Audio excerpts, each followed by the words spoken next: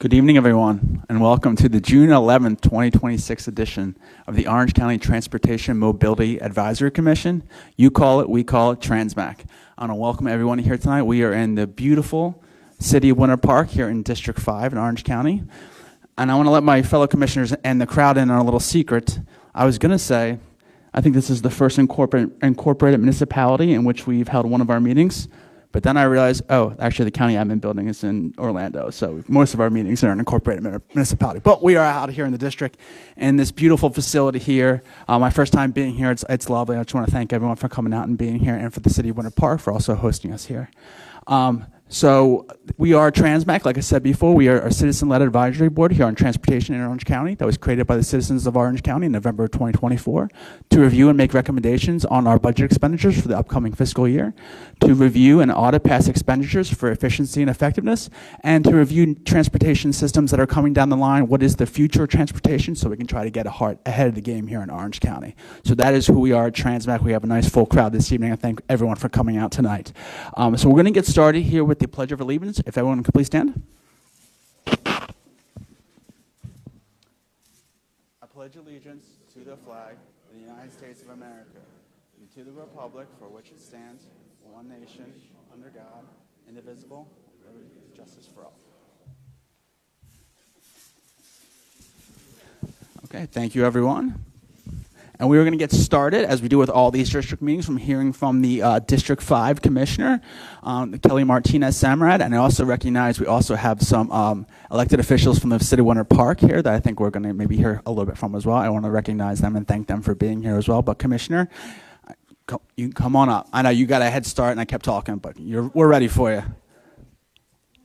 Thank you, everybody, so much for being here tonight. I want to, take a special thank you to TransMAC. I know that you guys are kind of paving a new way that, this is a charter initiative. This is democracy in action right here. Orange County voters voted to establish this committee to be able to be the liaison of priorities of where we want to spend our dollars. And you guys have done a great job, so congratulations. Welcome to District 5. We are right in the heart of Winter Park. And before I started on what I wanted to say for District 5, traffic and infrastructure, I just wanted to invite up the mayor of Winter Park, Mayor Sheila DeCiccio, as well as she has some of her colleagues here from the Winter Park Commission, just to allow them to share with us perhaps some of their traffic concerns, comments, issues, such. So welcome, Mayor. Thank you so much for coming. You, Dr. Martinez, or Commissioner Samrad. Thank you. And I also want to thank, and I have here with me Commissioner Russell from Winter Park, Commissioner Warren Lindsay, and Charles Ramdat, our Director of Transportation and Public Works. And I'm sure you may have met him before. I just have some very brief comments. I want to thank everybody for being here tonight, and I'm here to speak about some of our current transportation successes and address some concerns and some of our challenges. The Park Avenue area here in Winter Park is a great draw for visitors for our city, and the Sunrail station. It's in the perfect vicinity, creating a very short walk to many events, museums, shops, and restaurants. As you know, Winter Park is the #1 tourist destination after, of course, the attractions, SeaWorld, Disney, etc. Some of the statistics we know. Sunrail is a great success in Winter Park. Visitors to Park Avenue spend an average of 81 minutes in the area. We had 3.3 million pedestrian visits in 2024, which is an average of 8,219 per day. Since 2018, Winter Park has had over 760,000 Sunrail visitors. For the annual Winter Park Sidewalk Art Festival, Friday, March 20th, 2026, ridership was 11,725. This was the highest day of this year's to date. Also, one group of over 400 seniors from the villages took advantage of Sunrail group rides, option to ride Sunrail to the art festival. March 2026. Winter Park was the #1 station with 15,741 riders. For the year 2025, Winter Park had 126,814 riders. Winter Park is the #2 stop, only behind the Link station. We would like to explore offering Sunrail on weekends for our major events, such as the Spring and Autumn Art Festival. The lines on the Friday wrap around the city waiting for the Sunrail. This could be a good moneymaker. You could up the rates, because just to try to find a parking place in Winter Park is nearly impossible, and if you do, it's very expensive for the people. Just let you park in their driveway for $50. So the second thing that's really large that we're working on is the Denning Trail. The city is currently working on the preliminary design for the southernmost segment of the Denning Trail from Orange Avenue to Mead Gardens. Once completed, the trail will connect to the Orlando Urban Trail, running around the outside of Mead Garden and up Denning Drive. Along the way, the trail will connect to Seven Oaks Parks, Alphonse Stadium, Lake Midget, Lake Rose, and Martin Luther King Jr., featuring the library and event center. The trail will run towards 1792, and when completed, will cross over 1792 via a rail bridge to connect the Maitland Trail. The city will also conduct a study to convert part of Morse Boulevard into a greenway, which will allow riders on the Denning Trail a safe option to ride along Morse Boulevard into the Park Avenue Business District. We have amazing city staff working on transportation issues in our city every day. Again, a shout out to Charles Ramdat. The Public Works well, he's here today, Mr. Ramdat. I encourage you to visit the city's website, which features a wealth of information, including project updates and transportation initiatives.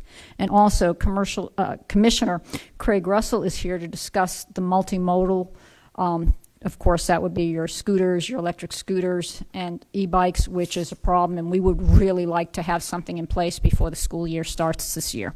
So thank you very much for your time, and we're really going to be pushing and doing everything we can to get that Sunrail for us for this fall autumn art festival. Thank you. Thank you, Mayor. Commissioner Russell, did you want to offer any words? Appreciate you being here this evening. Yeah. Thank you. Just briefly, I think this is great that you guys are up here giving your time as a public service, and it's very, very important. Here in the city of Winter Park, one of our major, not concerns, but one of our major touch points is public safety. And with public safety, we like to give safe options and let our residents know that we're mindful of the changing of times and also mindful of the needs in their asks. Here in City of Winter Park, as in of recent, there's been an uptick in micromobility incidents and accidents. Our residents, they're very capable in getting the e-bikes, the e-scooters, and allowing their kids to, zoom around. And in this day and age, in looking to be safe, in an effort to be safe, we want to make sure that not only our city infrastructure is at the right spot, but also creating ordinances and options and guidelines and pathways for safety purposes. We recently have I recently presented an ordinance that mimics the ordinance over in the city of Winter Garden to kind of get a handle and control in an efforts to not only teach our parents about the dangers of micromobility, but also the successes and how to use them properly. If you remember back in the 80s and 90s about the importance of helmets, training wheels, things of that nature. Nowadays, it's electric scooters and e-bikes, and it's a growing and changing industry but our responsibility as elected officials is to give out the information to parents and then also provide safe options and safe ideas and best practices so that way our kids can ride safe, our residents are protected, and we're just looking to put out that education. So first steps are the ordinance. We're looking to take the lead in creating one, and then my understanding is that Orange County is looking to do their own ordinance, and then we'll come back and hopefully regionally get something in an agreement together. But we're just looking to protect our residents. Our residents, teach our residents the right best practices. Lastly, our police chief has also been in a handful of committees, and he's spearheading an educational program that's been offered from the state of Florida. They released, it's kind of like driver's ed, but what it is, it'll offer an educational program that students and parents can take, and it'll give them a certificate of completion that pretty much says they're taught and they're educated on all the rules of the road, best practices, and all micromobility. So we're excited to roll that out before the school year, and also hope to provide a safe environment for our kids to travel and for our residents to be. So I could talk a lot about it, but I don't want to babble on too much. But again, it's something we're very passionate about here, and keeping our residents safe. I keep saying students. I'm a teacher at Winter Park High School, so I'm very passionate about the ever-changing, micromobility scene. And so I want to continue to spearhead that with the support of our mayor, our Transportation Advisory Board, Public Works. It's a group effort that we're getting at, creating safer roads for our students and families. So thank you for all you do. Thank you for the opportunity, and thank you all for being here. Thank you, Commissioner. It seemed like you came to the right tonight as we're talking about micromobility. It's going to be our big topic tonight, so you came to the right meeting. It's very important to this board as well. It's one thing about the, our city is, what's interesting to me is that our city was founded on the principles of a destination. Our founders here in the city, they came from Chicago because the Chain of Lakes were beautiful, and it became their winter park. And so it was a destination in the 1800s. And, as history tells us, they, brought the city together as a destination place, and now it's still continued in that fashion in regards to, we are a destination, just past the attractions. I mean, being in Orlando's a beautiful city, the city beautiful, and people want to come to the attractions. So I'm a big supporter of Sunrail options. The Sunrail is just jumping with the art festival, and I know that Sunrail is, we get the Sunrail to not only the attractions but the airport. Our residents and residents from all around the region, when they come to visit, it's just a great option for them to use to get in and out of Central Florida. So as a destination, back in the 1800s, we continue to be a destination. We continue to provide safe options. So I appreciate the conversation and including that as well. Thank you, Thank Commissioner. you. It's not an easy time to be the person tasked with having to sort out micromobility. Right. Yeah, it's our kids. What I found, I've been working at Winter Park High School for 22 years as a teacher, and I've seen the change in middle schoolers, high schoolers, and elementary schoolers. And what parents see is that the last thing a parent wants to do is drop off their kid, and you have, let's say you have 3 kids and you have to drop them off here and there. The minute they can transport themselves, it's so great, because now you can work a little bit longer. You have to worry about getting the practices. But what happens is that they equip their kid with something that they don't know how to use. Not just as a parent, they don't know how to use it, but also the child. So middle schoolers, elementary schoolers are most likely to get an e-scooter. It went from the Razor scooters to now the electric scooters. Then the trend continued from the electric scooters to now pedal electric bicycles. Once you turn 10, 11, 12, you're a little bit bigger, you can handle an electric bicycle. Well, for a parent, it's like, oh, well, now he's not just going to the playground. He can take himself to school. He can take himself to practice. Now, before you can get a license, you're on a vehicle that can go 40, 50, 60 miles an hour. Parents aren't thinking about, well, this could be dangerous for them. They're thinking about, well, this is more convenient for us. In the 80s, we taught our kids, all the right hand signals for how to use a bicycle, but not for scooters because they weren't around. We taught them how to stop, look, right, left, right when crossing crosswalks, and now they're just going faster and faster, and we're just looking to keep up. So and this is not just here in Winter Park, it's all over. It's school-age kids, and the trend is just continuing. So to your point about micromobility, it's here to stay, but we want to be here in Winter Park the benchmark and the bar setter for safety and how to do it right. Because the last thing we want to do is to have residents feel unsafe that they're going to get hit on all these beautiful trails we have by an e-bike or e-scooter, and also have kids and parents feel accountable for being on the road and sharing it with everybody. So it's definitely an important topic, and I appreciate the platform. Thank you, Commissioner and Mayor. And I would just like to say we have the Executive Director from MetroPlan here tonight. His name is Gary. He's in the back. And this is an important topic that the region is talking about. So I think we have a willing volunteer to be on some committee for policy ideologies that can come out. So thank you for that. And Mayor DeCiccio for your success stories. So I wanted to just give, it's literally going to be a 3-minute teaser. I wanted to recognize Commissioner Lindsay as well and the former mayor of Eatonville, Angie Gardner. So thank you for being here.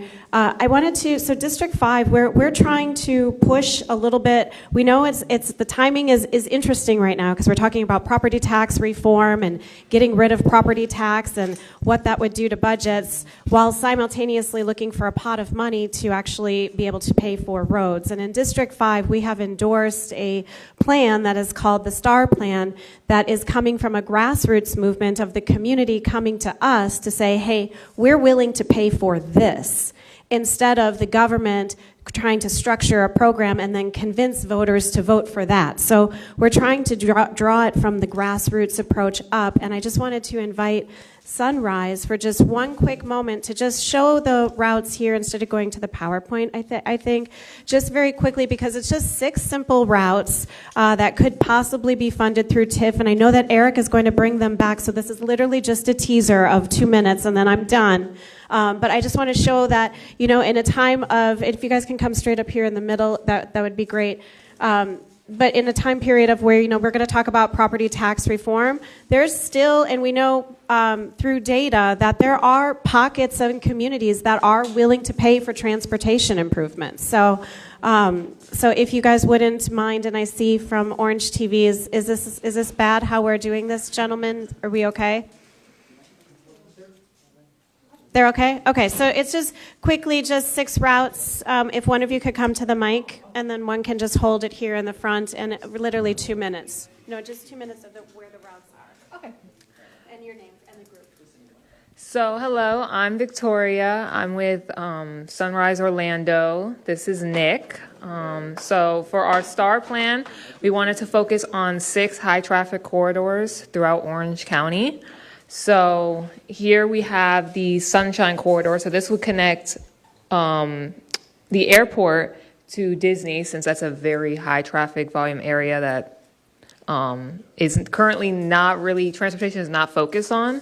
Then Cimarron, of course, one of the biggest roads in Orange County, connecting it north and south. Up to University, I believe. Yeah. Then we have Orange Blossom Trail going from all the way to Apopka down to Colonial. We have a simultaneous town hall in Apopka tonight as well. We're talking about. Yes, we do, and more to come throughout Orange County. Then we have International Drive, obviously very, very high traffic area, tourists especially. Silver Star, I believe, is one of the most high volume links routes in Orange County, so that's definitely an area we want to focus on. And then we have Colonial, which currently lacks necessary transportation, especially with the smaller roads, so that is definitely somewhere that we want to prioritize. But yeah, those are the 6 high volume corridors we have identified, and we really want to hone in for the STAR plan. Obviously, ideally, we would get it even more places, but those are really the places that we want to focus on to get it off the ground. Thank you, Victoria, and thank you, TransMAC, for giving us just the opportunity. And I think they're going to come before TransMAC to show it, but Sunrise Movement is a group of Gen Z individuals that are looking to find traffic solutions in mass transit and move forward. And it's the first time, I think, that we've had a community so organized come to the government and say, we're willing to find ways to support this and to push it, and to see it to come from the youth generation, I think, is really great. And they're modeling it after something that works right now with letters of support from the city of Miami, from the officials who passed it and the elected officials who currently represent it. So it's great to see the effort coming from the community. So thank you all for what you do, and a special thank you to our rep, Jose Hoyos. He is a Lynx bus driver as well as a proud labor union member and on the executive board, and does a lot in our community. So thank you, everybody, for coming this evening. Thank you, Commissioner. Thank you, Commissioner. And like the commissioner mentioned, we're planning to have the Sunrise Movement Orlando come out and present their full plan to us sometime probably in the fall. We hope to get that on the schedule. And I'm excited about that, and if nothing else, because we are a citizen-led board. To have a citizen-led group come and present an idea to transportation to us, I think is very exciting. I would say that any group out there, any individual who has an idea for transportation, we are here representing the public, so we want to hear the public's view. So excited about the chance to engage with Sunrise into the fall. Okay, so we're going to move on to the public comment portion of our event here this evening. When I state your name, you come up to the podium there. You'll have 3 minutes. State your name and address for the record. I have 3 cards so far, but when we get to the end, if there's anyone else, any other members of the public who would like to speak who have not submitted a card, we'll open up the floor at that time and just ask you to submit a card after you're done. So let's get started with our first public speaker, Eugene Staccardo.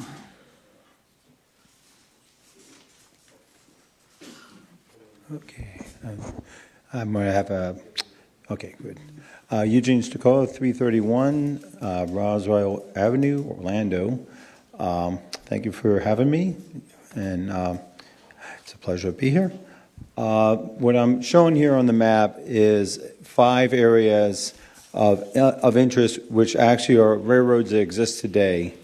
And this is coming off, if you look up, there's a line going up the middle, that's actually the Sunrail. And that actually someday might connect down to the airport, and that's why I have that little pink area wrapped around that, because it's about 1,000 meters missing in that track to connect to the airport. And of course, there's the coal line, which is that orange area, which could be another support line for that supporting the Lake Nona area connecting into the Sunrail. And that in the northeast corner, there's a blue, and that's actually going out towards Lake Apopka area, and that line exists today. And then kind of on the backbone of what Sunrise is proposing, we have a line which is the old Orange Blossom line that runs all the way up north, but we could utilize potentially that line to support the traffic going north out of downtown. It goes right by downtown, downtown UCF, and it goes eventually up, and eventually goes to the Packin District, which is that little circle. And the point is, TransMAC was designed as an organization when we were on the CRC as an independent organization to try to do analysis on these issues. And this is a potential issue that we could actually study, use some of the budget that you have available to you to put out RFI, or request for information, to maybe a university or something to go grab some students and go do analysis. What are the problems with this? Can this be done? Or so it's something we exist today. We have railroads today. They could be part of the backbone network. And as the mayor said, destinations are really important. We have a destination here in Warren Park, downtown, Kissimmee. And those are the only 3 places that Sunrail today connect. Otherwise, you got to take a bus to get to the other places. And to make this successful, we got to create more destinations. And number 1 is the airport, because that has to be connected, and that ridership would go up. Going up, I was hoping DeLand would be a destination, but they stopped it out by the train station. But I just hope that you guys would try to put together RFI to try to look at what exists today on the railroads, and try to, we have great ideas coming out of Sunrise. Can we work together? What are the impediments to make this not work or to work? So until we go study it, we don't know. And we have the ability with this organization to go do the study. So we have the money. Let's go and see if we can find an institution to do that study. Thank you. Thank you, Mr. Staccardo. Our next speaker is Mike Bustillos.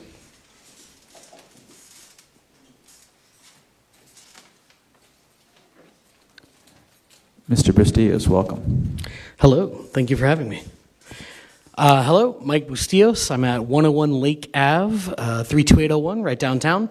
I'm a chapter co-lead of Orlando YIMBY, and one of the things I do in that organization is I co-sponsor a book club. And we read alternating books of speculative fiction, imagining what a world with better urban design could look like.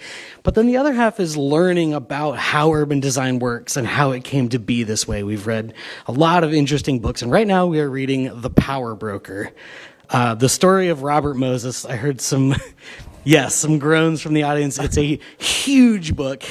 It's a 65-hour audiobook, but it is a fascinating adventure through the life of Robert Moses, who built all of New York's main highways. All the huge bridges and parkways that you think of as defining the New York landscape were built by Robert Moses. And the thing that I wanted to bring up today, we've heard a lot of specific plans for Orange County and detailed nuances. I just wanted to zoom out a little bit on a kind of a bigger picture. In the mid-1900s, 75 years ago or more, Robert Moses was fixated on building highways and building bigger highways and adding lanes and second layers and expanding the highways. And the traffic kept getting worse. He couldn't hear it at the time, and he wouldn't listen to people who told it to him, but the traffic kept getting worse. Every lane that he added, he thought, oh, well, this will solve the traffic within a year or two, but all it did was create more demand for driving. This is what we call induced demand. The field of dreams thing. If you build it, they will come. And what Robert Moses failed to learn, but everyone else in New York learned very painfully, was that building more roadways doesn't improve traffic.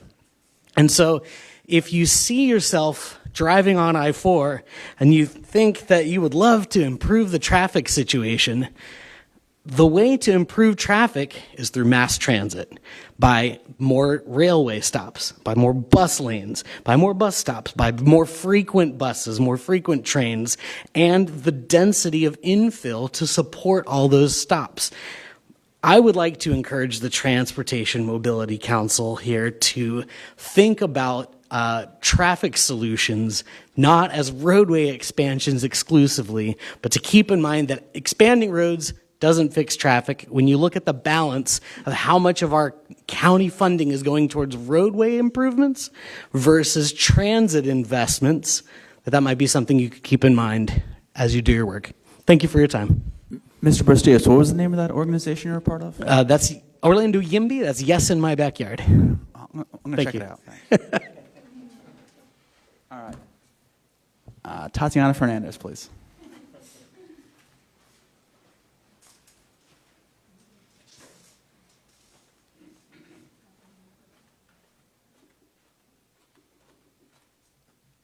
Welcome. Thank you. Good evening, everyone. My name is Tatiana Fernandez, and my address is going to be 12231 Pioneer Way, Orlando, Florida, 32832. Thank you for inviting me today. I'm running as a commissioner for District A, and I'm here because transportation is one key in my life. My daughter, rest in peace, she was in the wheelchair. And in the beginning of my life, I always take bus and train in Boston. And I think it was the best time for me because I don't have a car and I don't have the way to go. And every time I have a meeting in different places, I ask my other parents, how you get here? And they say, in car. I say, when they asking me, I get there in the bus, in the train. And here in Boston, and here in Orlando, I'm been sitting in a train, going to nowhere, and try to get a bus, going to nowhere. Sometimes they stop 37 times. And when I look at the time, I say, how are I going to get there early, in time, if they don't move more, if people don't have more transportation? I see other people struggling. And that's why I'm running. I'm not running just for a chair. I'm running for sit down with you guys to see how we can figure out this. It's easy to talk about money, how much money we need, but how about we integrate public and private people to get there and try to figure out how we can do. In Boston, it's a lot of old money. I think those money is coming sometime this way. And we have to just figure out. We need to sit down and then get to the people the freedom, because transportation is freedom for other people. Like for me, to get in the car is a freedom because I can go anywhere I want. But how about other people that don't have the same like I do, like we all do? Please sit down with me and then let's go discuss how we can figure it out. I don't promise anything, but at least I'm going to figure out how we can do this better. Thank you so much for your time, and I hope you go and vote for me. Thank you, Ms. Fernandez. Thank you for coming and Do sharing you your have story with any us. question? No, I think yeah. Thank you so much. Appreciate Thank it. Any other members of the public out there who would like to deliver a public comment at this time? Oh, we have a card. Come on up.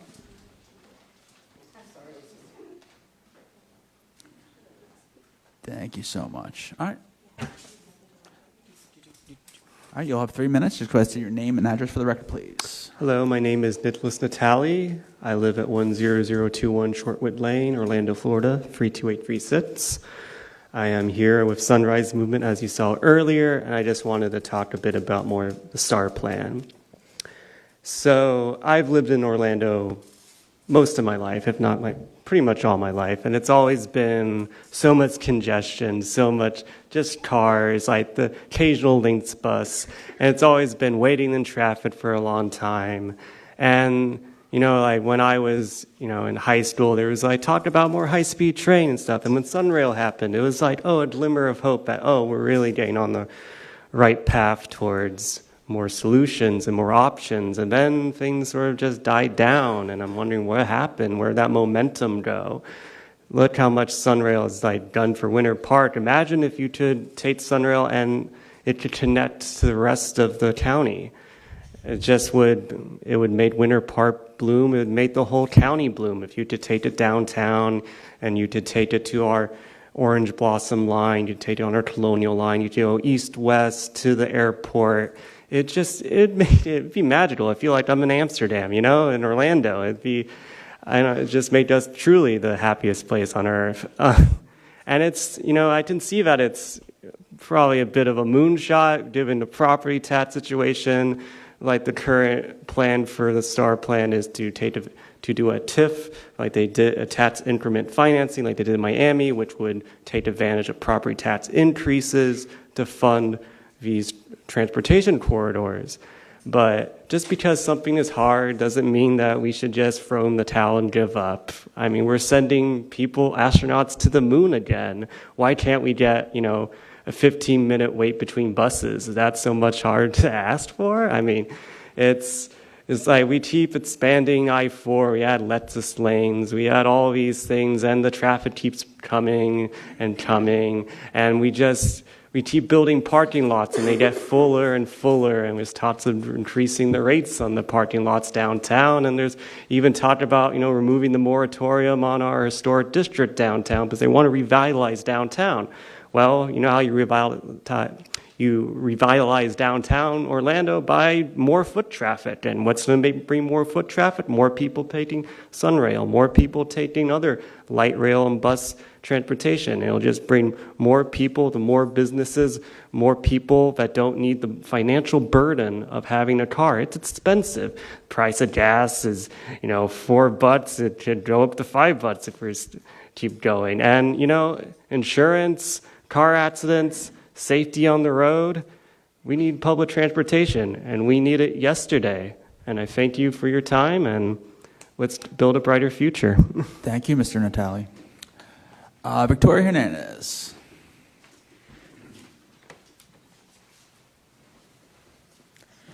Hello. Hi, welcome. Welcome back. Hi. My name is Victoria Hernandez. I live at 234 Afton Square, 32714. As we know, I'm with Sunrise Orlando. And I also want the STAR plan passed. And I'm looking forward to hopefully being able to present it to you, and you kind of all have seen the 6 corridors. I think you guys have a basic idea of what we're trying to do. But one thing I found interesting and I wanted to bring up is that when I came in, you guys were discussing the topic of micromobility and how more and more parents are kind of sending their kids off on them without the proper, understanding of what it is and how dangerous it can be.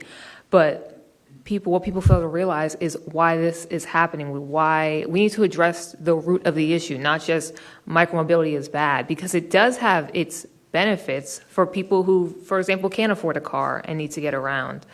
Yes, it needs to be regulated more, but what is the root of this? It's the lack of other options that we have for transportation. If parents felt comfortable sending their kids on buses, if there were more walkable cities, then we would have other options than parents who, I need to get to work. I'm stuck at work. Like you said, I have other kids. What am I going to do? Okay, I'm going to send them on this scooter. I don't know how it works, but I know it'll provide a solution that I currently don't have. So the STAR plan can solve so many other things than just heavy traffic. And I just don't want it to only seem like that is our only concern, like, oh, there's too much traffic, when it can solve so many other things. It can bring carbon emissions down, like even for our economy, right? Like you were saying, it can revitalize downtown. You know, that's great for small businesses, all the things like that. So I just don't want people to only view it one way, like, all we're trying to do is solve traffic, when it will have such a real impact on real people's lives, and we will see the benefits in our everyday lives. So, and not just when we drive on I-4, although that would be nice too. But anyways, thank you guys for your time. Thank you, Mr. Hernandez. I think if you solve traffic, we'd all take that, though. Any other members of the public like to deliver public comment to this commission? All right, I want to thank all of our public speakers here tonight, and I also just want to acknowledge we did see and receive an electronic public comment from James Barfield, so this has been received into the record by all the members of TransMAC, and will be the official record of this meeting as well. So I just want to invite any members of the public who cannot make it out to our meetings. You can always submit an electronic public comment like Mr. Barfield just did at our website at octransmac.com. I've gotten so good at knowing that I didn't have to check with them over there as I said it. And I also want to acknowledge one more thing before we move on. Being that we are in District 5, by the door there is a handout for any members of the public who are interested to kind of let you know what has been happening in District 5 in terms of transportation improvements over the past couple of years, and also I believe maybe what is coming up as well. So we always like to have these available in our district meetings so the residents know exactly what are we currently accomplishing with Orange County Transportation. We love to do more, but we are doing a lot and a lot of good things. So I would want to recognize that as well. Okay, so let's move on to the next topic on our agenda, which is our consent agenda, which we have only one item. I think we usually only have one item, but continue to have one item where we're going to approve and execute the minutes of our last meeting of May 14, 2026. Did everyone have a chance to review the minutes? Did anyone have any comments, additions, deletions, or I'll entertain a motion? Move to accept the minutes. Motion to approve. That is from Member Moldoff. That And is second. Seconded by Member Hoyos. All those in favor say aye. Aye. Aye. All right.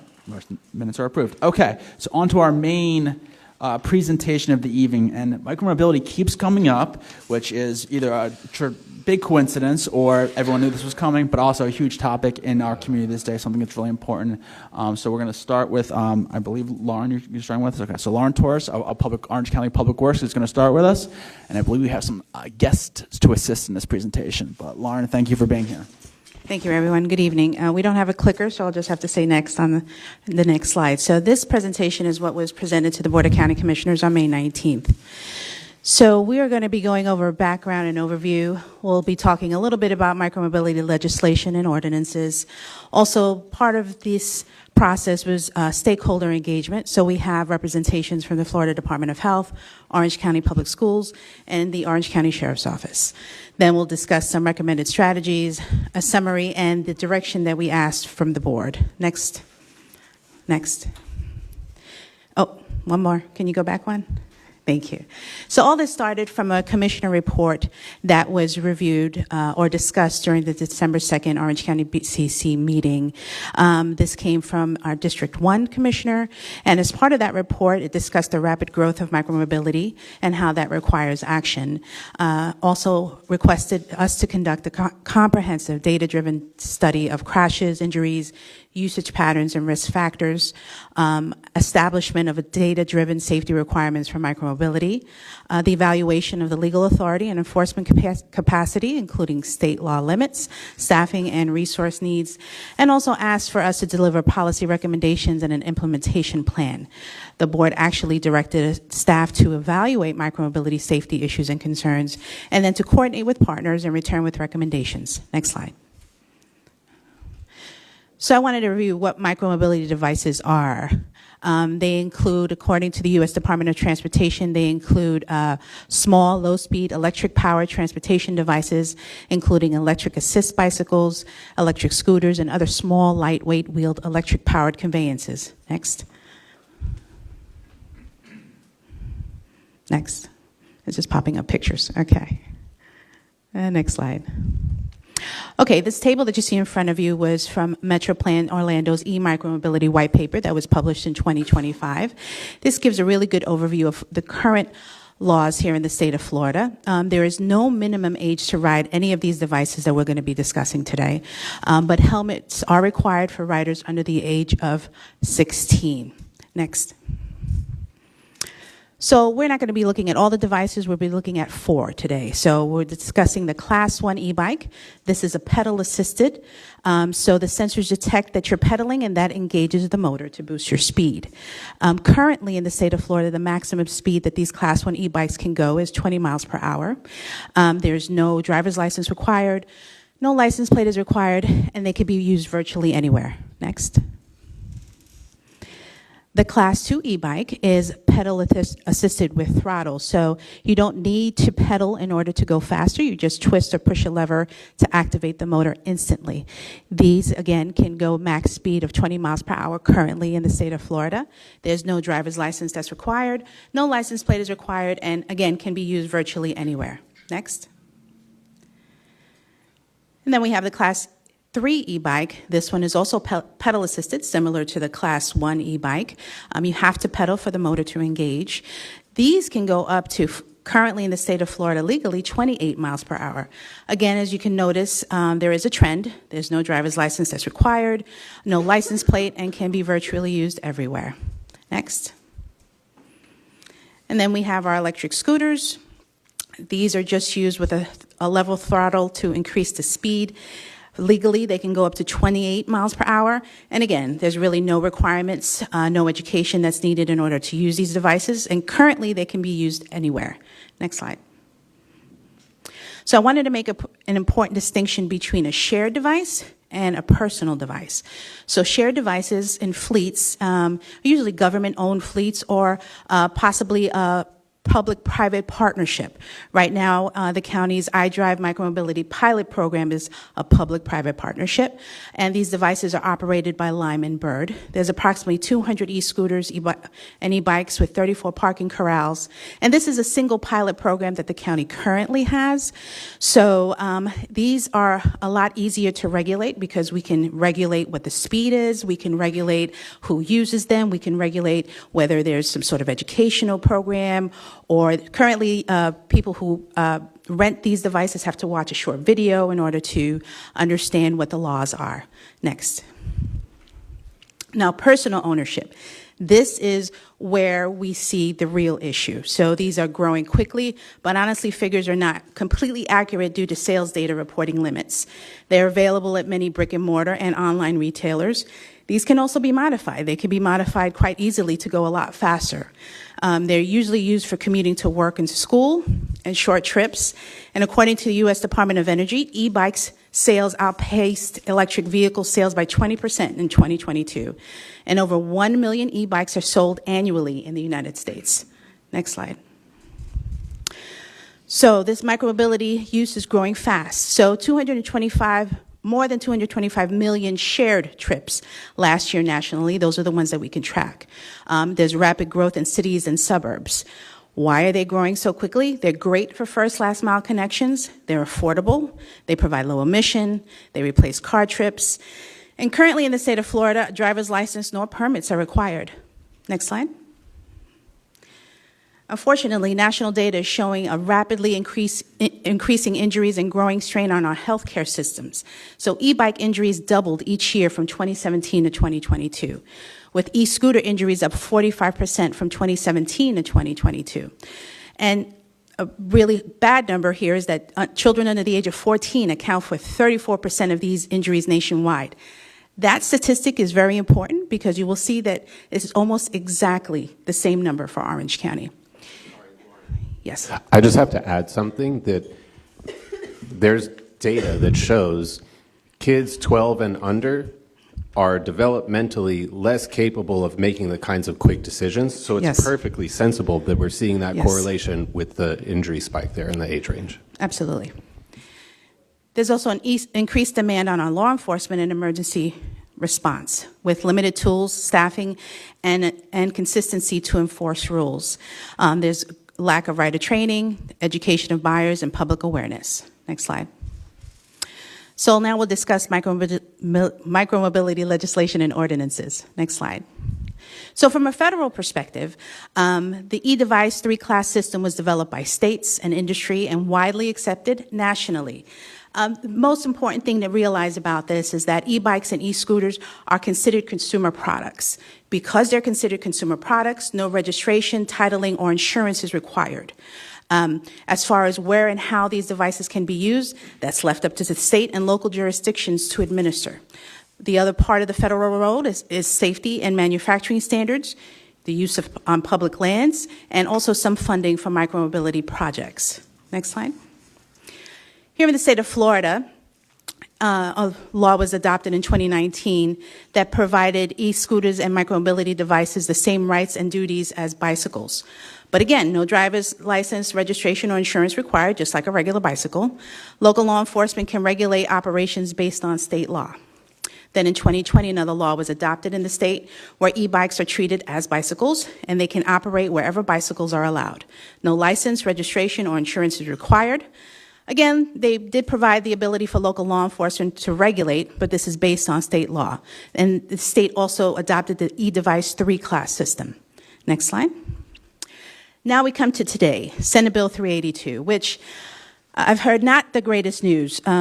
As of last week, when I was talking to representatives from the Department of Highway Safety and Motor Vehicles who will be handling this, they've told me that the bill isn't even on the governor's desk yet. So there's not quite a guarantee that it will go into, will begin to go into enforcement as of July 1st, so we're just going to play a waiting game right now. But I'm still going to go over it. So Senate Bill 382 requires yielding to pedestrians, sets speed limits near pedestrians, establishes a state task force, clarifies enforcement, and mandates statewide tracking. Next slide. So for our pedestrians, the riders must yield to pedestrians on shared use paths. They have to give an audible warning before passing. That reduces the speed limit to 10 miles per hour within 50 feet of pedestrians, and these rules mainly apply to sidewalks and trails. Next slide. It also developed a statewide micromobility task force. Now, their purpose is to identify safety risks and policy gaps and recommend improvements to state law and regulatory policies. Now, it's made up of 7 members, but remember that number I gave you earlier about the between 10 and 14 years old, where we're seeing the most of the injuries on these devices. Unfortunately, if you look at all the members on that task force, there's no one that would have any direct contact with that age group. Now, this report, if it follows through, will be due October 1st to the Governor, Senate, and the House. Next slide. For enforcement, makes violations non-criminal traffic infractions, and fines can be issued. And these fines are for not yielding and providing an audible signal to pedestrians, and for not slowing down to 10 miles per hour if a pedestrian is within 50 feet. Next slide. It also requires data and monitoring, and it requires each police department across the state and sheriff's offices to record all micromobility-related crashes statewide, providing reports to the Department of Highway and Safety Motor Vehicles by October 15th of this year. It also standardizes reporting to include key data.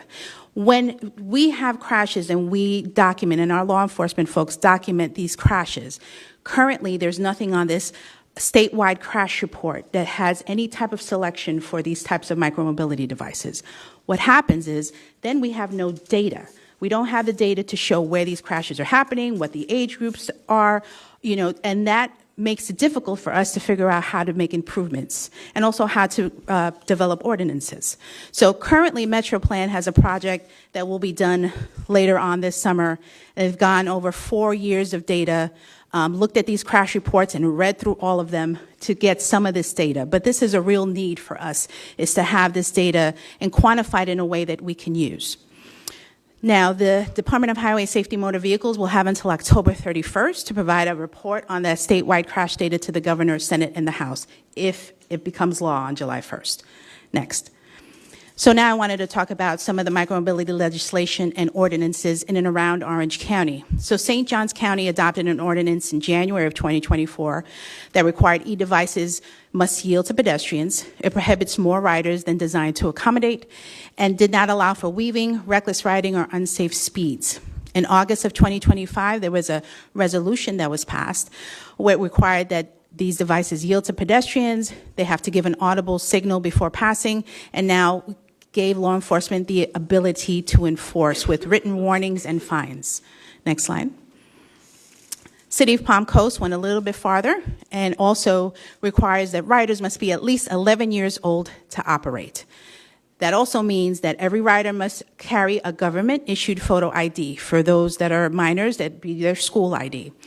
It also provided for violations that can result in fines of up to $100 per offense, and also gave law enforcement the ability to impound e-bikes. Next slide. Cocoa Beach went just a little bit farther and set a 15-mile-per-hour speed limit for all e-devices. They also must operate with lights before sunrise and after sunset. Also, violations are punishable by up to $500. And these violations for those under the age of 16 will be made directly to parents or guardians. Next slide. City of Winter Garden passed an ordinance in January 2026, and some of the similar things that we've seen already, but also no persons under the age of 15 years of age can operate these devices. Next slide. So from the county's perspective, there was a e-bike ordinance that was passed or adopted in 2021. It adopted the e-bike three-class system and that they could be treated as bikes. E-bikes are permitted on bike paths, shared-use paths, bike lanes, streets, highways, roadways, and shoulders. Class 3 bikes are not permitted on shared-use paths or county trails, and e-bike users must yield to pedestrians on sidewalks and crosswalks, giving an audible signal. The county adopted in 2022 another ordinance where it only applies to our shared use device program. So this has nothing to do with personal devices. And it just gave e-scooters the same rights and responsibilities, and also provided for the 3 companies that could apply to be part of the shared use device program in the county. Next slide. Now we'll talk a little bit about stakeholder engagement. Next slide. So after the December 2025 meeting, in January 2026, we met with all the stakeholders that you see on the screen.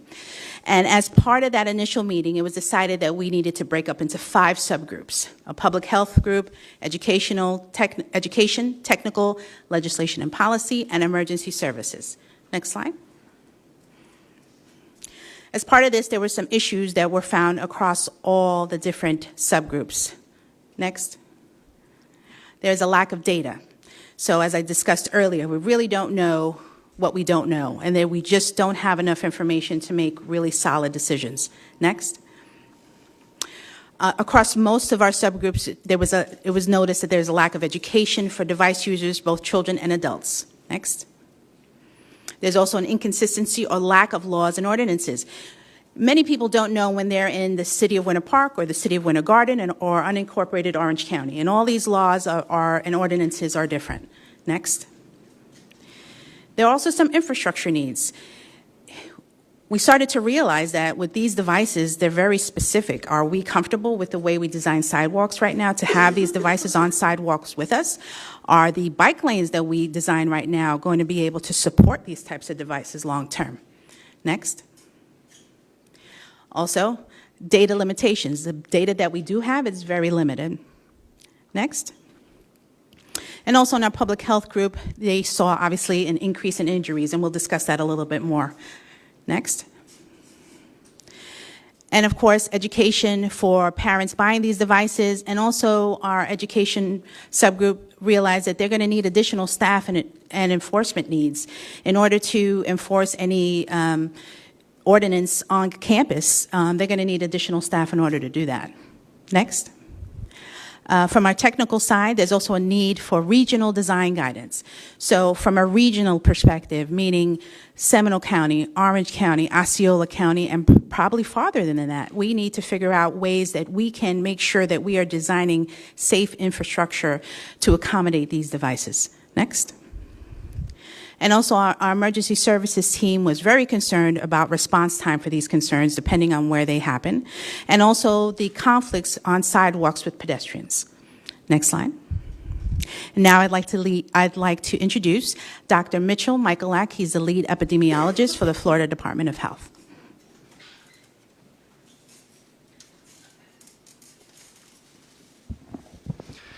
Thank you very much, Lauren, and thank you everyone for having me tonight. Good evening. So I just want to give a quick update from the public health perspective. Okay, there we go. Next slide, please.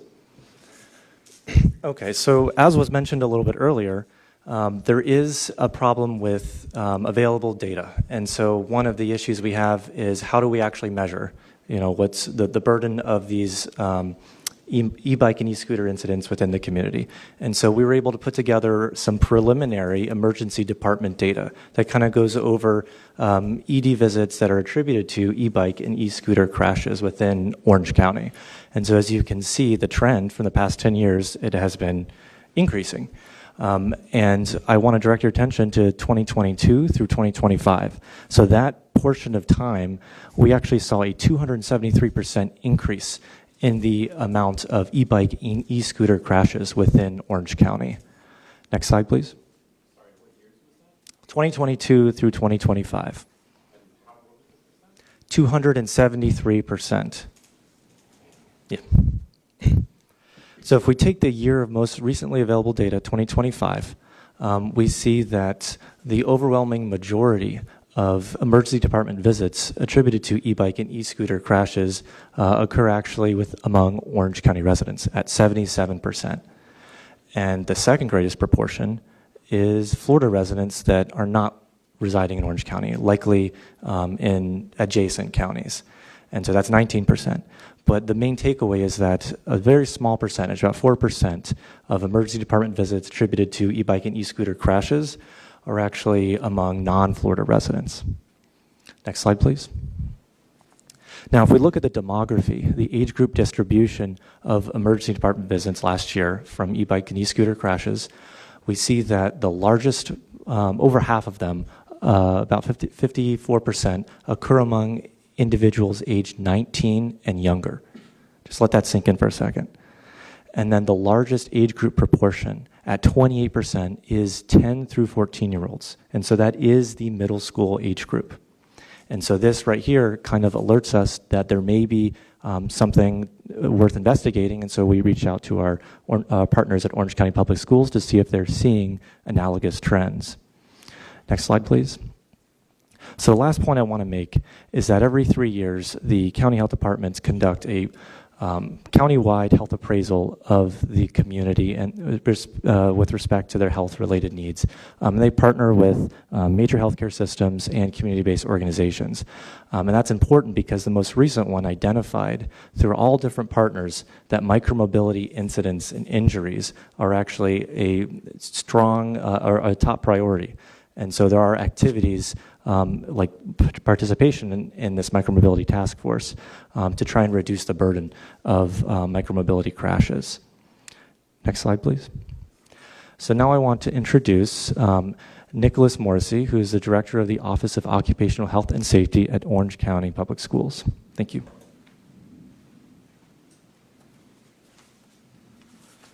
Hello, everyone. Thank you, Dr. Mikulak. Next slide, please.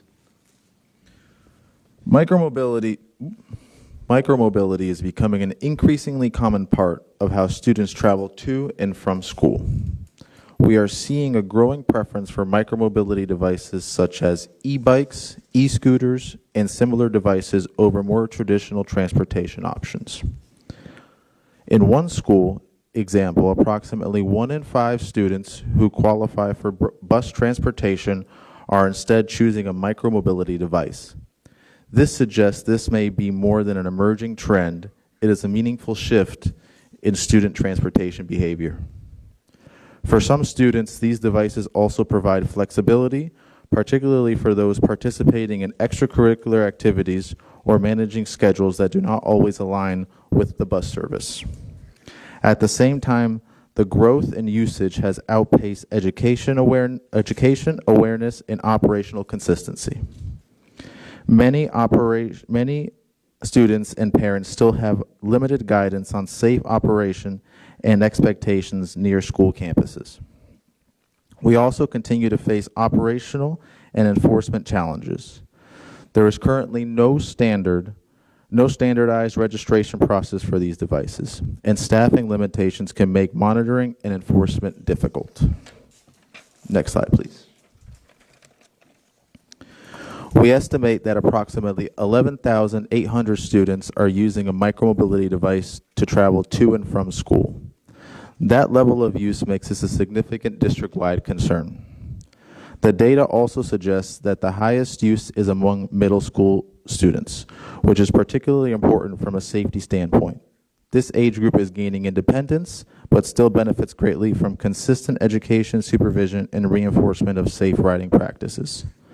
We are also seeing a concerning number of incidents and frequent near misses, which may not always appear in formal reporting, but still indicate meaningful exposure to risk. It is also important to recognize that OCPS can address expectations, communication, and safety practices on school property, but we cannot directly control conditions outside of OCPS property. Many of the roadway, sidewalk, crossing, and traffic-related issues beyond campus fall under county, city, or other agency jurisdictions. That makes external partnership and coordination essential for any long-term solution.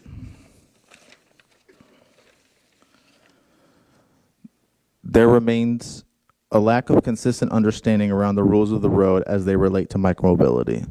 That applies not only to students, but in some cases to families and drivers as well.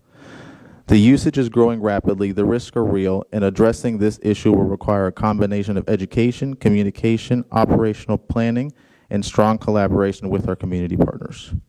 We have worked closely with nonprofit partners and government agencies to better understand micromobility trends, safety concerns, and opportunities for prevention. Through these partnerships, we are exploring a pilot program focused on teaching students practical micromobility safety skills, rules of the road, and safe riding behaviors. As part of this effort, internally, we also shared FDOT pamphlets related to micromobility and relate safety notifications through Parent Square to help reinforce safe riding practices for our students. Ultimately, micromobility is a growing transportation trend for our students, and our goal is to be proactive rather than reactive.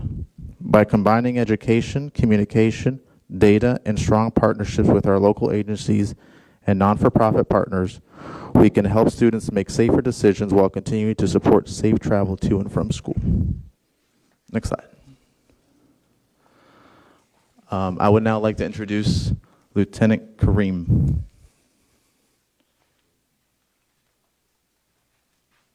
Lieutenant Crabb couldn't be here today, so I'm substituting for him today. And I appreciate the promotion, but I'm only a sergeant.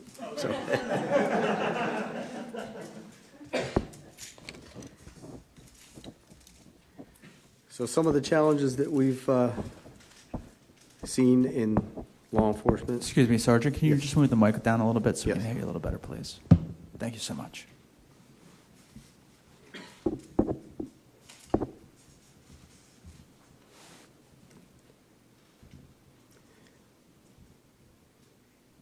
Okay, slides are not in the same order that I have here.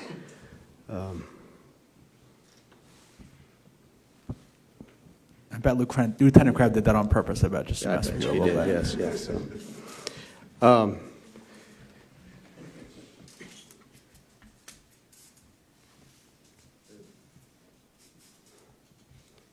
right, so the enforcement challenges currently, the statutory definitions are deficient and outdated. The classes are confusing and have not caught up with what we're actually seeing in the public. Education and enforcement options for middle and high school age can be difficult. Several of the violations that we're witnessing could be addressed with citations, state citations, but we really don't want to create a permanent record for somebody who's 12 years old. Limited knowledge of traffic and pedestrian laws, speeding or reckless driving. Currently, our highest speed that we've observed was 83 miles per hour on a sidewalk. Distractions, headphones are another compounding factor to the overall issue.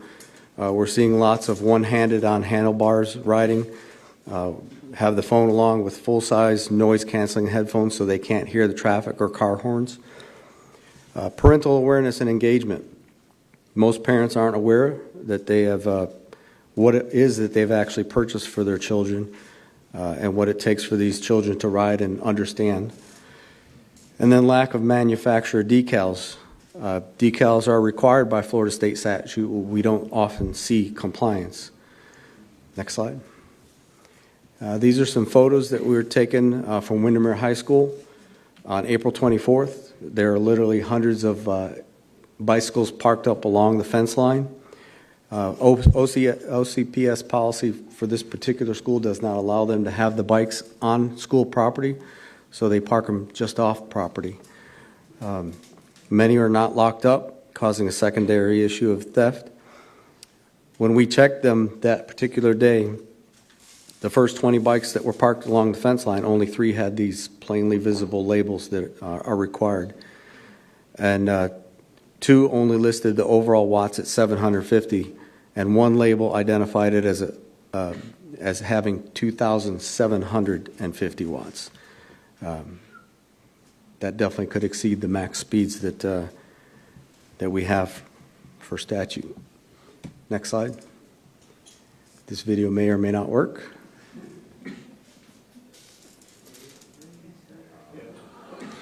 This is that same high school dismissal time. You can see that there's just a lack of traffic compliance, traveling in different directions.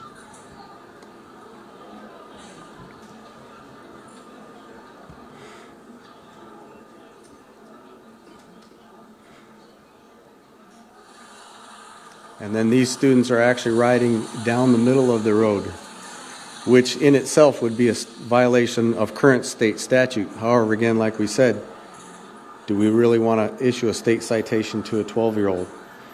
And that opens up even more violations, bordering into some criminal traffic violations. And sorry, I would like to point out that the Sheriff's Office has done a great job of decreasing child arrests. So for you guys to be put in that position to go back and now be arresting kids would totally be against what the community has seen you doing. You can go to the next slide.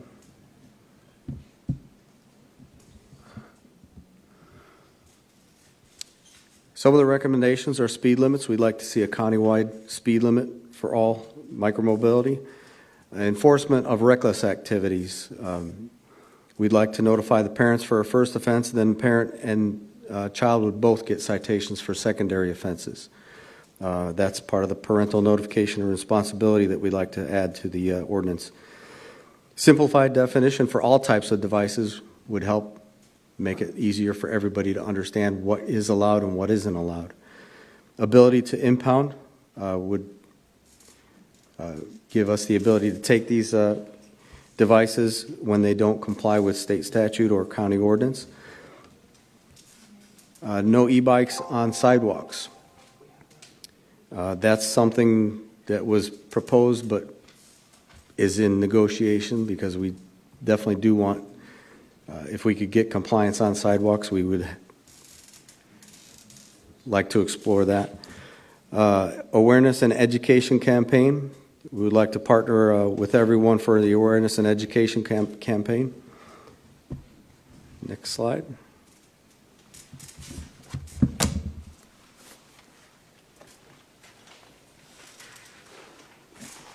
Thank you, Sergeant. So just as a recap of our stakeholder engagement, from a data coordination perspective, crash and injury data collection is underway per state mandate, but it's not integrated or operationalized locally. Education exists, but it's decentralized and uncoordinated. High use among youth with limited formal policy alignment. There's existing facilities not designed for mixed micromobility use. Other jurisdictions have more detailed rules, and this is creating user confusion. From a regulatory framework perspective, state law may set a baseline, but no county-specific operating standards like speed by facility, parking, enforcement clarity, and this creates uncertainty. And then from an enforcement approach, violations are non-criminal, and enforcement is inconsistent. Next slide. So here are some of our recommended strategies. Next slide. Kind of falls into 4 categories. There's a public education campaign, safety study and infrastructure improvements plan, a regional policy framework, and potential regulatory provisions. Next slide. So for our public education campaign, we'd like to continue to work with our partners to launch a coordinated countywide safety campaign on rules of the road. Also develop consistent messaging across digital and local media paired with point-of-sale education through partnerships with retailers and manufacturers. Targeted outreach to educate residents, visitors, and new riders through our community, through community programs with community and nonprofit partners for broader outreach. Development of multilingual and accessible materials to effectively reach diverse populations, and also reinforce safety messaging in alignment with state law and local ordinances. Next slide. From a safety study and infrastructure improvements plan perspective, we'd like to obtain authorization and fund a countywide safety and infrastructure safety study to assess network gaps, capital priorities, and funding strategies. We'd also like to develop design requirements for bike lanes and shared use paths to accommodate these types of devices. We'd like to encourage new development to consider designated parking areas. We'd like to use data and analysis to guide infrastructure and safety improvements and implement high-impact infrastructure safety improvements quickly. Clear signage noting if devices are permitted, what are the operating rules and what the speed limits are, striping delineation of conflict zone markings, and also corridor lighting in high-use areas and along key routes. We'd also like to establish designated parking areas to prevent sidewalk, bike lane, and ADA obstructions. Next slide. For our regional policy framework, we'd like to establish a multidisciplinary interagency work group where we can leverage our partnerships and agency expertise, align responsibilities, streamline decision-making, and ensure consistent implementation, improve data collection and local reporting, and analysis of crashes for planning and enforcement. We'd also like to develop a comprehensive countywide policy framework where we formally recognize micromobility as a transportation mode, to develop clear policies and standard operating procedures, ensuring consistency across jurisdictions where possible, and review shared device programs against private device regulations, and then engage, monitor, and adjust. When appropriate and necessary, advocate for statewide action and implement changes after state task force, if it happens, report, and following future legislative updates. Next slide. From a potential regulatory provisions, now we are currently working on this. We are going to our Board of County Commissioners on August 4th with a draft ordinance. And some of the things that we hope will be in that draft ordinance include a simplified definition for all types of devices, makes enforcement a lot easier. Establishing a maximum speed by facility type and device class. Match the state requirements to reduce to 10 miles per hour. Provide for enforcement of reckless activities. Reinforce the helmet requirements already consistent with Florida law. Prohibit more riders than design device capacity. Also, that parental notification and responsibility aspect I think is really important. Providing for the ability to impound devices. Requiring front and rear lights sunrise to sunset. And prohibit devices from blocking sidewalks, shared use paths, bike lanes, or ADA access. Next slide. From a timeline perspective, we believe the public education campaign has already started. We have already partnered with our partners at Florida Department of Transportation. And over this last, at the end of the year, during the, what are the big shopping holidays? You would think I would know the shopping holidays, but Hanukkah's a good one. So the big shopping holidays in November and December, we launched a public education campaign through social media talking about using the DOT's information about the safe use of these devices. We'd like to continue and grow that campaign. Also, that safety study and infrastructure improvements strategy, we'd like to start something like that in the fall of this year. From a regional policy framework, we've already reached out to our partners at MetroPlan. This is really going to take MetroPlan to help, right? Because we want something that is consistent through not only Orange County, but in surrounding counties. So we believe that MetroPlan would be the best organization to do this, but we're willing to take it on if that doesn't happen. And then the countywide ordinance, as I discussed, they will be an ordinance that will be introduced to the Board of County Commissioners for a vote on August 4th. And then we will make updates depending on the 2027 legislative review. Next slide. Next slide is in summary. So Micromobility devices really provide a low-cost transportation option. We've been talking a lot about the children and a lot of the injuries that are happening, and that is an important part. But we cannot lose sight of the fact that this is a really good transportation option for people that cannot afford a car and cannot afford insurance. It's also helping to reduce public and individual transportation expenses, and that also reduces our vehicle trips and our greenhouse emissions. So that's something we really need to keep in mind. Now, this rapid growth of micromobility use is contributing to an increase in crashes and trauma-related injuries, particularly in high-use, high-conflict areas. So although our law enforcement is doing a phenomenal job addressing unsafe behavior, they really have limited tools, staffing, and a lack of clear local standards. We also have addressing these micromobility challenges is essential to advancing the county's Vision Zero commitment to eliminate traffic fatalities and serious injuries. Mayor Demings has directed county staff to work with the Sheriff's Office on development of a draft ordinance, which is what we're working on right now, as well as enhanced education and training opportunities to immediately increase safety in the use of micromobility devices in Orange County, and a comprehensive approach that should combine sustained, purposeful public education, a clear policy framework with potential regulatory provisions, and targeted safety and infrastructure assessments to ensure Orange County remains a safe, healthy, and vibrant place to live, work, and play. Next slide. Now, this is the board direction that we asked for. From an awareness perspective, again, we're discussing that regional policy framework. We'd like to continue to work with our partners on that. From a board direction perspective, number one, we asked for the ability to enhance public education, to conduct that safety study and infrastructure improvement, and also what we're doing right now is the countywide micromobility ordinance that's being developed as we speak. And that is the end of the presentation. Any questions? Thank you, Lauren, and thank you for all the presenters as well for being here this evening and sharing all your information with us. And I'm going to ask the board members, I know this is a hot topic, but being mindful of the time we have left, our scheduled hard out at 8, I would try to see if we can just limit that a little bit, yeah. I'm not looking at you, Zach, but I'm also looking at you. I'm looking at myself. I actually have a question for Dr. Michalak.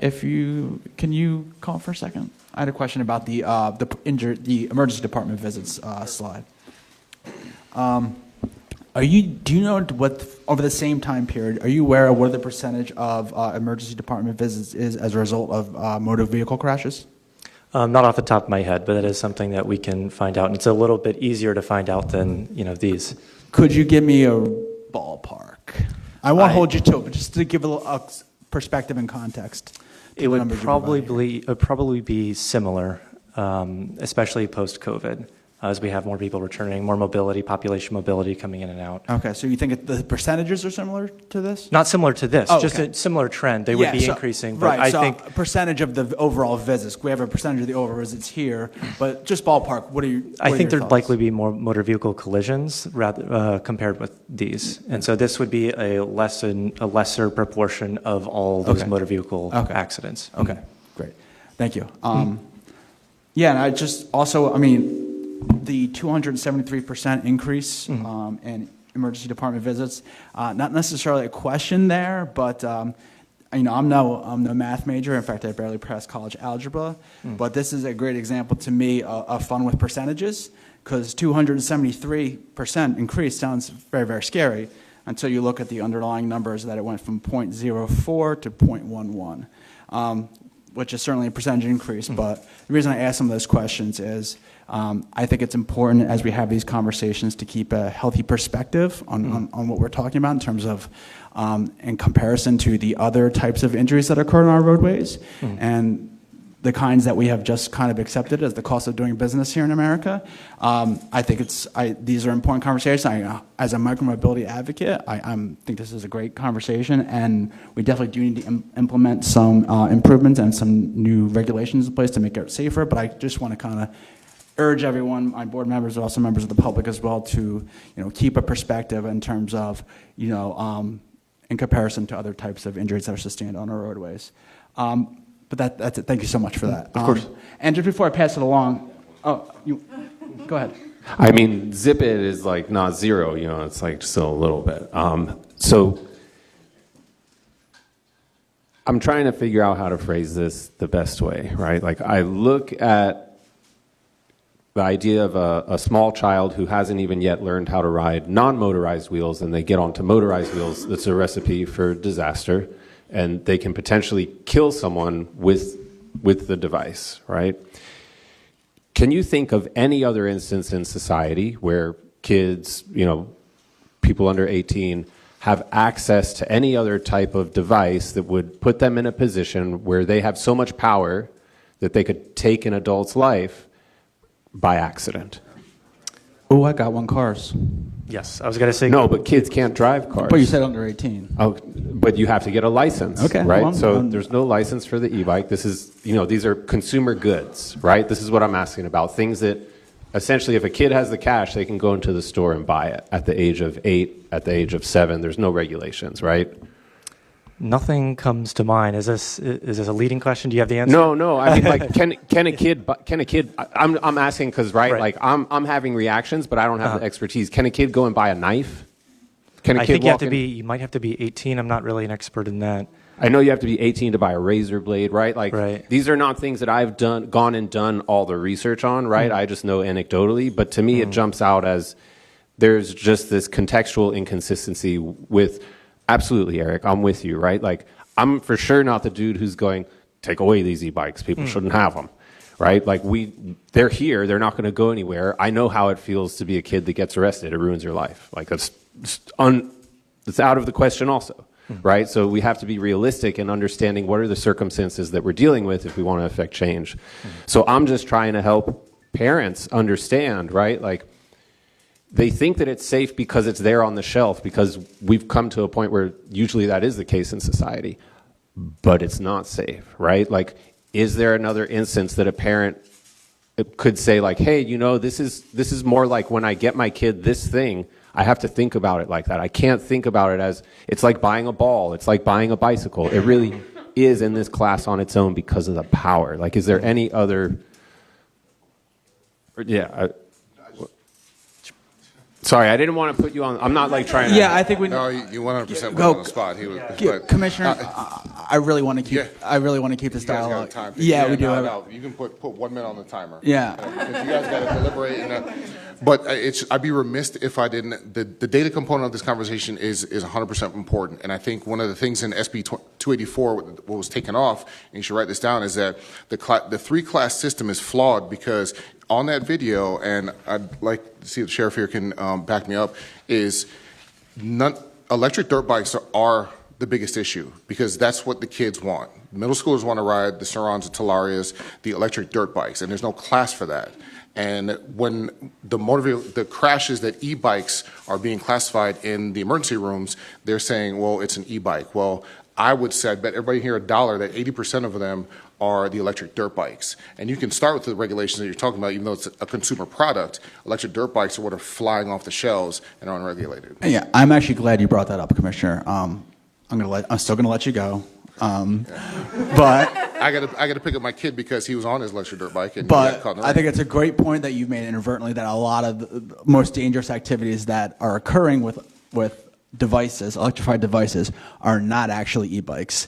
They are motor scooters or dirt bikes, e-motos, or devices that have been modified in some way. Yeah, and that was the thing, right? Yes. We didn't touch that. These can be modified. These can be too. modified. The state sets regulations. And therefore they no longer meet the definitions of, the things in statute. So, yeah, thank you, Commissioner.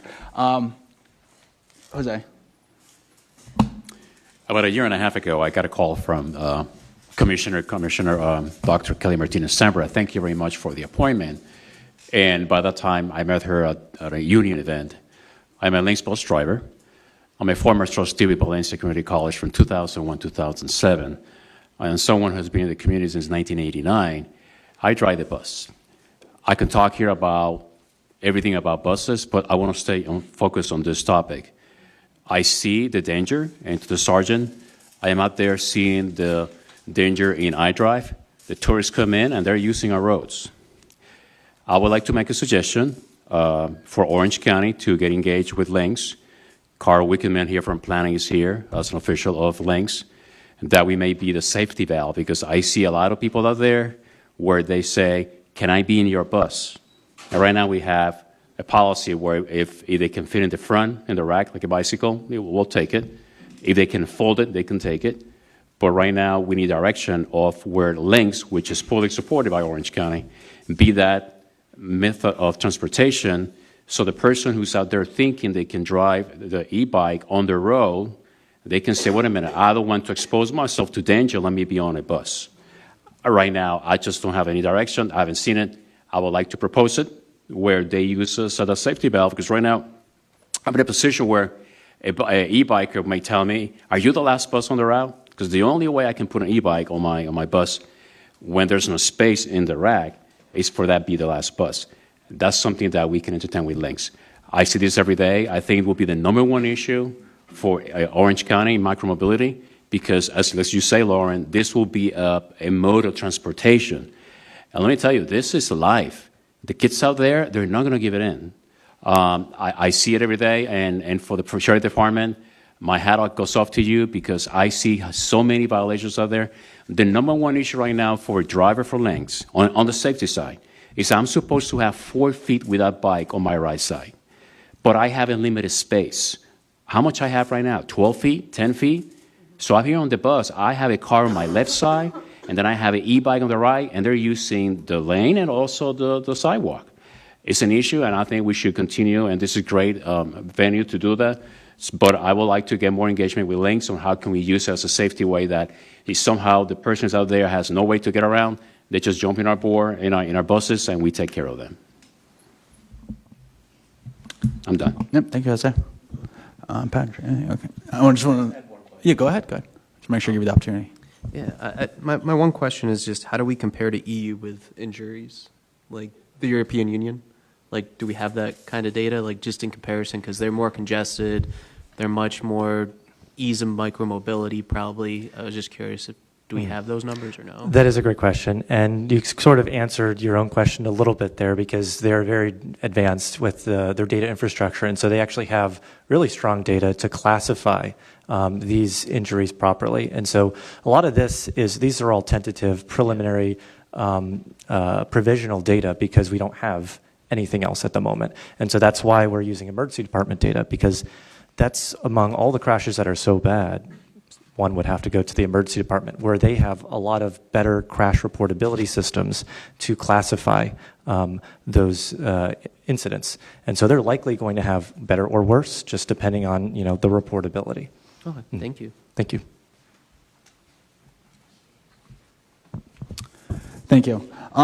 So just to kind of bring this in, I consider myself a micromobility advocate. I do believe these devices are part of the future. I do believe they're part of the solution to our transportation problems, not just in Orange County, but nationwide across the world. I also recognize, as someone who I own 2 e-bikes, I use them every day, there are a lot of dangers out there on the roadways with kids not operating them safely. I live in the Avalon Park area. We have a lot of micromobility use to and from schools, and it's exceptionally dangerous. So that being said, as a supporter, but also a recognition of the problem, and before this presentation was given to the board of county commissioners, I found myself very concerned about what was going to be in there in terms of the recommendations for ordinance updates, because you run into many people who do just want to ban them. And I think that's both the easiest thing to do and an entirely wrong thing to do. But to be quite honest with you, I was very pleasantly surprised with the recommendations from the sheriff's office. I find them mostly extremely reasonable, and I think exactly what we should do. The one small quibble I would have would be, and not because I disagree with it in principle, would be the sidewalks in e-bikes. I don't believe that e-bikes belong on sidewalks. I avoid the sidewalks whenever I can. But my issue with that at this time is, until we provide them a safe place on which to ride their micromobility devices, such as in protected bike lanes, and it's hard for me to blame someone else who doesn't want to be on in a painted bike lane, sharing the roadway with vehicles who are going 40 to 60 miles an hour. So I think long term, that is something I would entirely agree with. And again, I don't ride on the sidewalks whenever I can avoid it either, but it's hard for me to blame kids from doing it when they don't have a safe space to ride it. But other than that, I think it's entirely reasonable. And what I would like this is the last time we will meet before the Board of County Commissioners, before the presentation is made on the draft ordinance. What I would like this board to kind of authorize, well, first of all, I want to kind of poll the board here. What do we think about the ordinance, the suggestions that were made as to things that could be in the ordinance? Just thoughts on that real quick. I just want to offer like a little bit of sameness and a little bit of contrast. For those of you that don't know, I'm a skateboarder. So my input on this is definitely not coming from a place of any kind of following the law to get here to this place, right? As this person who sits on the board. Skateboarding has been illegal for most of eternity up until recently. So I say this with like serious consideration. When I look at e-bikes and when I look at all the stats and when I look at what's happening, I don't see how we get to a place of safety without having some type of license. Like, you want to have it. It doesn't matter about you and the risks you want to take for yourself. That's okay. I can accept that. You're free to make your choices. But the moment that someone gets on an e-bike or an e-scooter, they have the power to kill someone else, to injure someone else. And that's where I think we run into a lot of static. And I was deeply impressed, not just to see the level of consideration in this plan, but the extent to which it resonates with what we have already seen from the county, which has gotten us to the place that this is an amazing place to live. In spite of the standards that are happening at the national level where there's all this chaos, we've continued to create more order. And like, chaos is being heaped on us. And if we didn't have a sheriff's office that knew to deprioritize arresting kids 10 years ago, then this would be a disaster.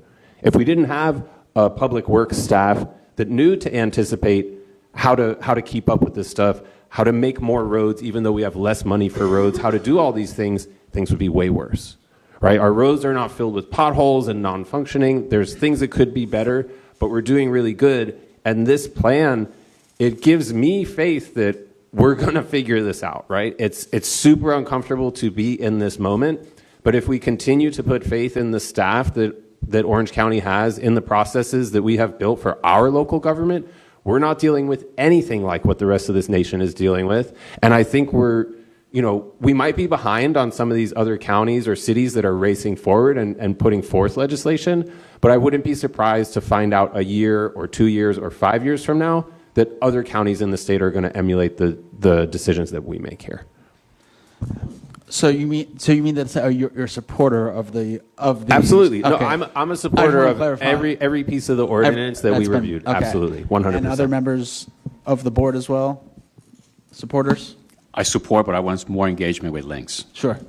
So, okay, with that in mind, because what I would like this board, we don't take a motion by consensus, when this comes back to the Board of County Commissioners in August, I would like this board to allow me to go just speak as a member of the public, but I would, as actually speaking on behalf of the board, and I would like to offer our support, if this board is okay, with most of the things that are in here. Now, that sidewalk issue is a big thing for me, and I would say, like, I don't know if I go out and say I support that, but I won't get up and say I oppose that, if that's the will of this board. But I think it's important because we won't have the opportunity as a board to be with again before the Board of County Commissioners. So if it is okay with the majority of those present at the board, I would like to go and represent our commission on the BCC that day. I don't think we need a motion. I just general consensus that works for everyone. I think it's important that we offer our perspective because that's what we're here to do. That's cool with me, and I would say I support this idea that we probably shouldn't have e-bikes on sidewalks because when you think about a driver making a left turn, you cannot look far enough down the sidewalk to see if there's an e-bike coming and make that left turn safely, right? You have to absolutely, you have to take your hand off the wheel, you have to turn your shoulder over. You're no longer paying attention to the road in front of you or any other input that you need to take in to make that turn safely because you want to keep that e-bike safe. Now everyone else becomes unsafe. It's just a critical flaw in the system. Oh, Zach, I wish they were looking to keep the e-bike safe. Let me tell you, that's not happening. Okay, I think we're, Lauren, thank you so much, and thank you everyone who was here tonight and for the presentation, all the information. We are going to move because we are running out of time. We're going to go real quick to our own member Ferguson here. About his study proposal. Just real briefly, Patrick, before we kick it to you, just for members of the public who have not joined us here before to hear one of these. I think as one of the public commenters mentioned, we do have a small little budget here on TransMAC that we can use to study some innovations or some different things in transportation.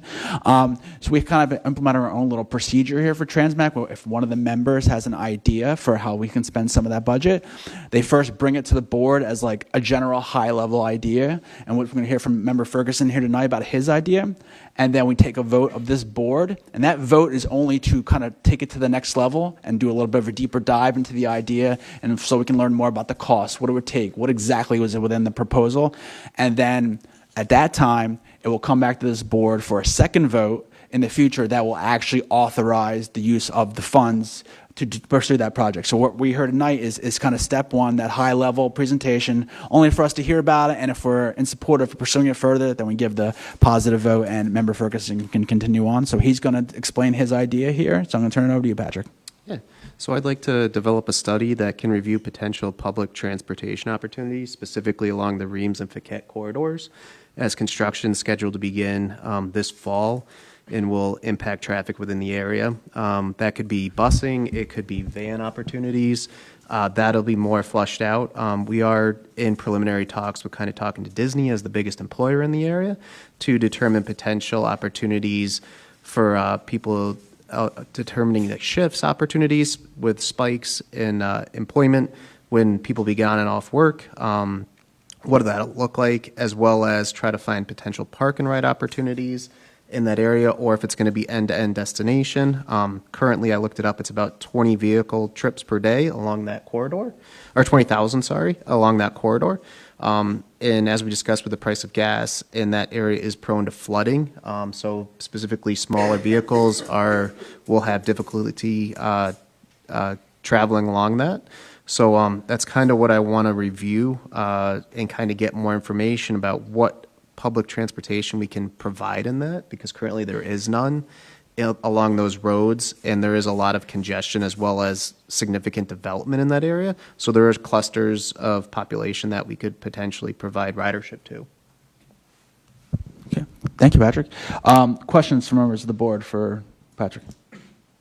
Not a question, but honestly, I just want to say it makes me really proud to serve on this board with you, that you're coming up with this idea for how to serve the community and putting it in your time and putting in the dedication. Like, it makes me feel like it really represents the spirit of what we're trying to accomplish here, but it also, I feel like delivering that, like taking that money and finding a way to leverage it for the citizens, like that's a win.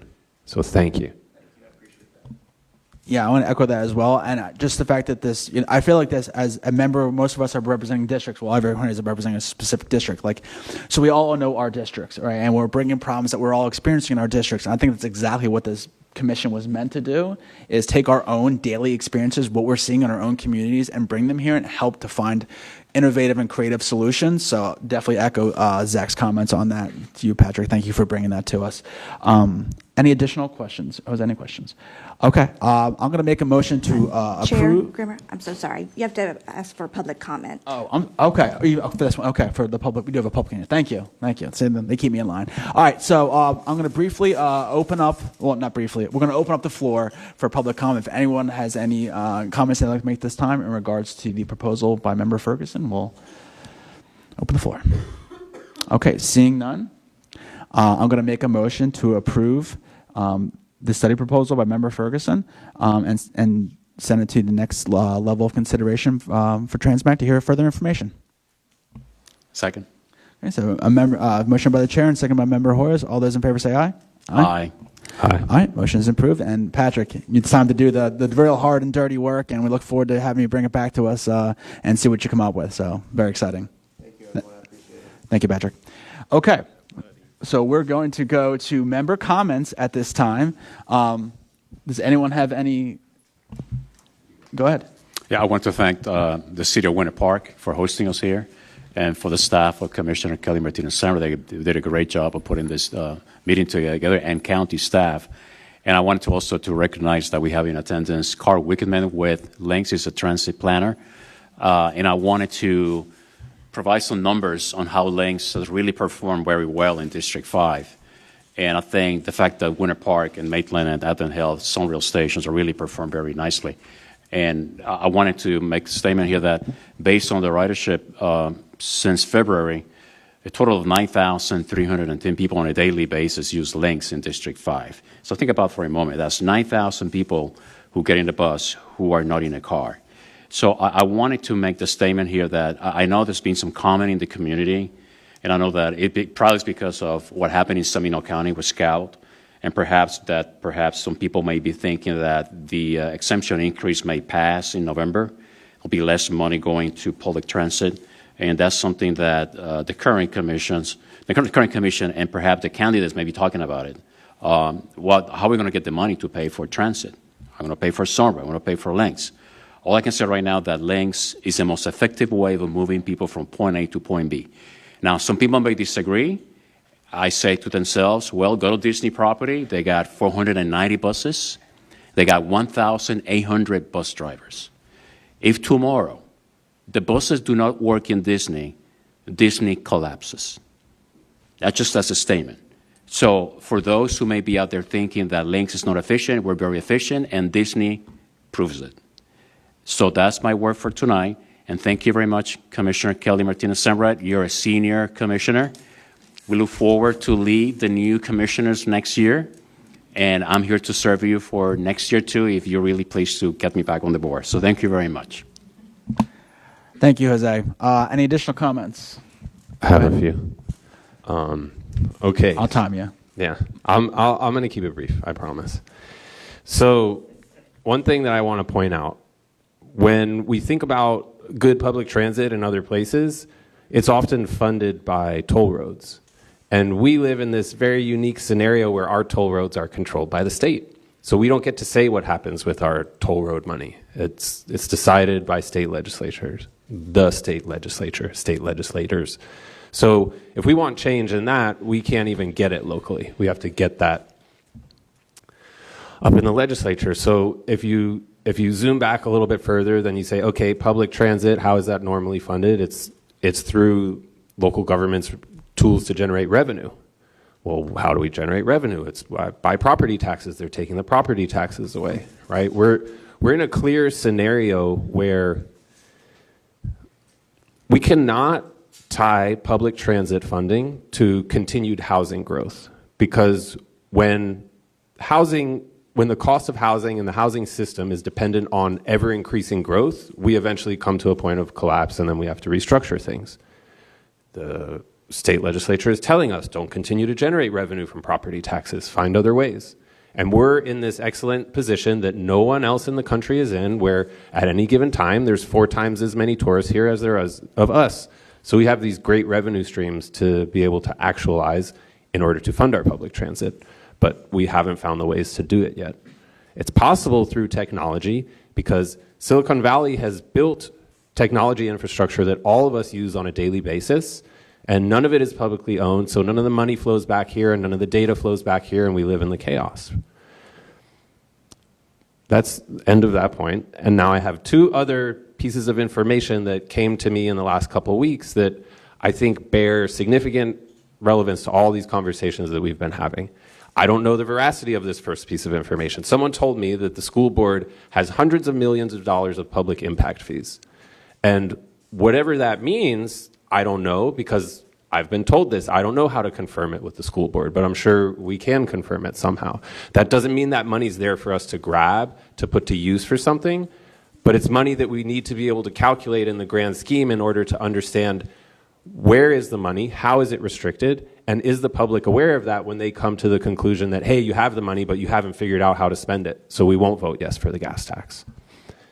The final piece of information, and this one, I think at this point, I'm not afraid to say that I'm strongly biased for the county, because as an individual who's struggled to be taken serious in life and be given opportunities to achieve my potential, this is a place where that door was open for me, right?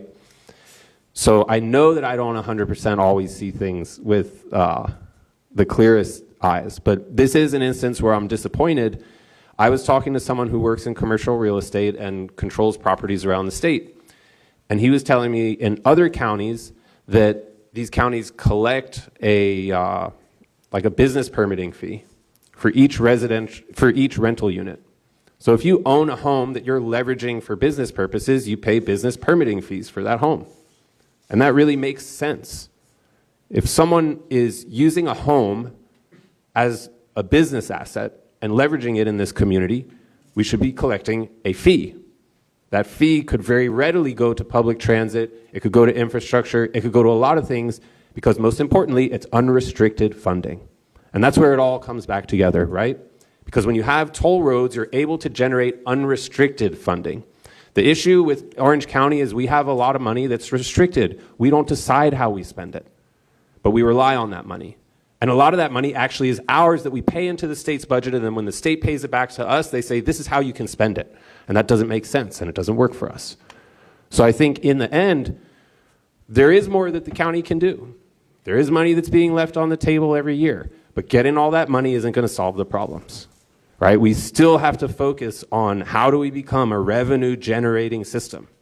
And the number one way to do that is for the county to build all the technology infrastructure that we are currently relying on private corporations to deliver, and those corporations deliver it by extracting revenue and decreasing our quality of life. So it's a win-win-win-win. If we build public technology, the corporations here win, they get more money. The residents win, we get a higher quality of life. The county wins, it gets revenue plus data that allows us to optimize better. So that's my three things as quickly as possible. Thank you. You did great. Thank you, Zach. No comments from me. We're going to go to the final item on our agenda tonight, update from our fabulous TransMAC liaison. Lauren, how's the liaisoning going? Good. Excellent. I've got two quick things. First and foremost, don't forget about the August 13th working meeting. We're looking to do it from 3 to maybe 4:45-ish, because then we have to go to the Innovation Center to have our actual TransMAC meeting that evening. That's number one. So if you haven't responded yet, please respond. Also, the Sunrail Customer Advisory Committee has 1 to 2 positions available, and this is open for anyone who actually uses Sunrail. It doesn't have to be daily, but if there's anyone who might be interested, you can come see me over here and give me your contact information. It is a customer advisory committee, and again, they're looking for 1 to 2 positions, and these positions would be appointed by the mayor, but we are actively looking. So if you know anyone, you can share that information. I can give you my contact information before you leave today. Thank you. Are those paid positions, Lauren? No. Never mind. Okay. You never know. Sometime I'll find one of these days. If you get a working meeting, it might come with a meal. Oh, yeah. I mean, to me, it's reason enough to hold a working meeting, get a little lunch in. So we are off next month. It's our 1 month off. Oh, actually, we have a second week off December this year also. So I just want to wish everyone to enjoy their month off. Hopefully, you can take a nice trip, just relax, just stay out of the heat. Other than that, thank you everyone for being here this evening, and for the millions watching at home on Orange TV, we are adjourned.